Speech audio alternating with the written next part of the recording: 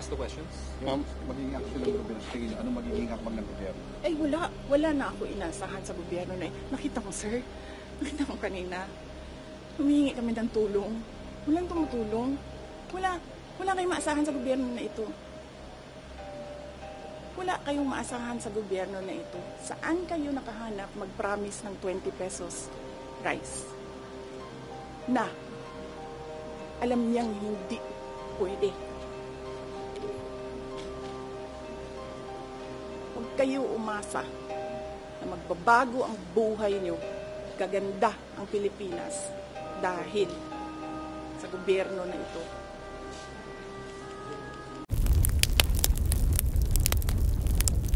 Question? Pagkatapos, And you know what?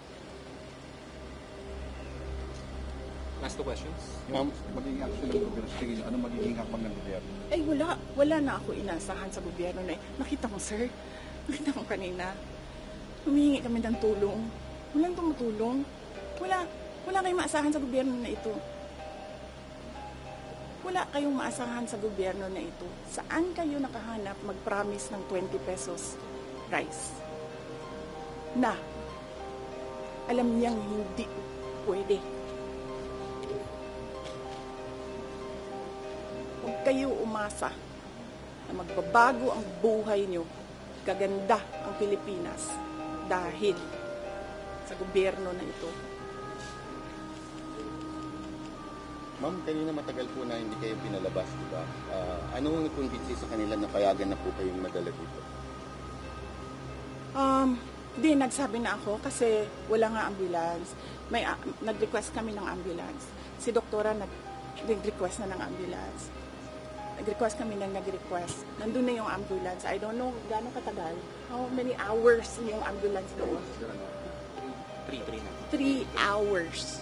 Ang ambulance nasa gate. Wala pa naman nangyayari kanina eh. Walang nangyayari. Ang ginagawa lang niya, umiiyak siya, yes. Pero sinasabi lang namin na she feels she's not safe.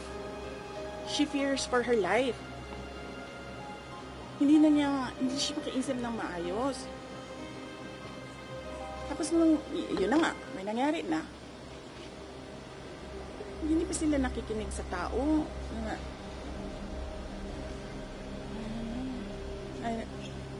Last question, Mark. Ma'am, kanina ma'am, sabi niyo po, between 6 to 12, nagagawa sila ng utos. Yes. Question niyo po ba yun? Ay, naku. Sa tingin mo ba, pag kinasyon namin yun, may apology? Hindi. Ang gagawin lang yan nila, pagtatakpan nila kung ano yung ginawa nila. Ang sinungaling.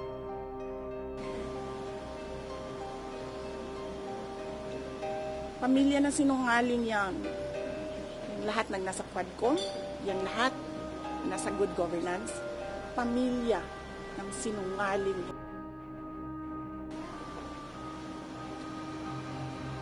Anong sinasabi nila lagi pag naka-off na yung mic? Hindi namin gusto yung ginagawa namin. Bakit niyo ginagawa? Diba? Magsasorry, uy, pasensya na. Sabi ka, Inday, it's nothing personal. Nothing personal, sinira niyo yung pangalan ko. Okay lang yan. Papatayin niyo yung kasama ko sa OVP. Hindi na kami mag-cooperate dyan. Hindi kami magpapakulong sa inyo.